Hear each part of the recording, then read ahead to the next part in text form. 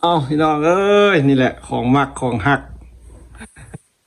กลับบ้านกลับซองพี่น้องวันนี้นะฮอตเวลาละดูแล้วพันได้พันเส้นนี่พี่น้องเลยจักสิเอาแชมเปญกับคันฮอตลาวก็ดีเด้อคันบ่ฮอตแล้วก็อดอดพี่น้องเอ้ยการออกเดินทางพวกเขาสิกลับบ้านพี่น้องมีฝนตกทั้งวันนี้ฟ้าขนองฝนตกอยู่รัสเซียพี่น้องเลยตรงนี้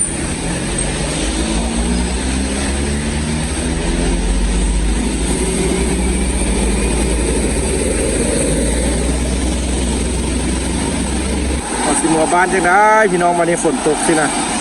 มื้ออื่นครับสิได้ขึ้นเครื่องแล้วมื้ออื่นนะตอน5 โมงสิได้ออกเดินทางแล้วเด้อพี่น้องเลยสิได้เมื่อบ้านแล้วอากาศพัดฝนตกบัดนี้อากาศหนาวอีกแล้วไปบ่ได้กำลังสิไปซื้อแนวกินพี่น้องเลยซื้ออาหารเช้ามาฝนตกครับแวะก่อนแวะฝนก่อนคนบ้านเพิ่นไปแยกไปงานก็ได้ใส่กันห่ม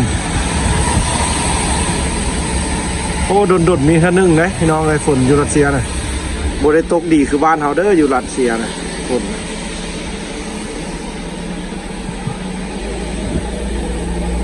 ผู้คนบ้านเพิ่นกันย่างไปเฮ็ดเวียกเฮ็ดงานก็ได้ใส่กันห่มพี่น้องฝนตกอยู่รัสเซียมื้อนี้อ๋ออากาศกลับมาหนาวอีกแล้วเขาก็สิเดินทางไปซื้อของกินอาหารเช้า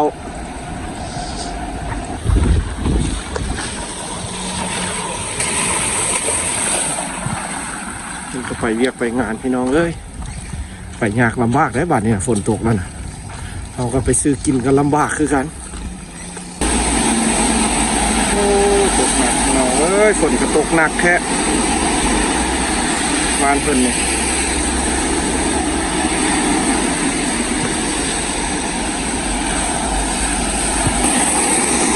ถ้าอากาศนี่ช่วงติดลบนี่ละแม่นหนทางนี่มื่นขนาดไหนพี่น้องเลยเส้นทางนี่มื่นขนาดไหน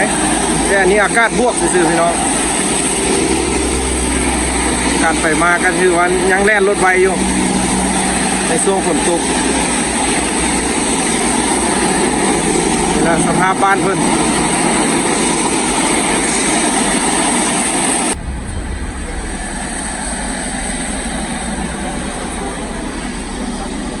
เริ่มห่วยๆแล้ว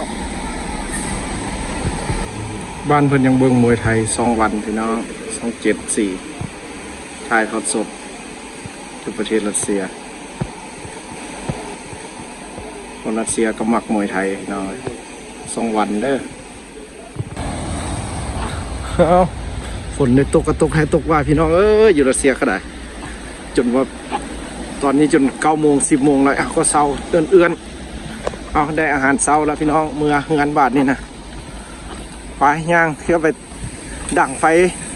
ปิ้งซีนกินข้าวเช้า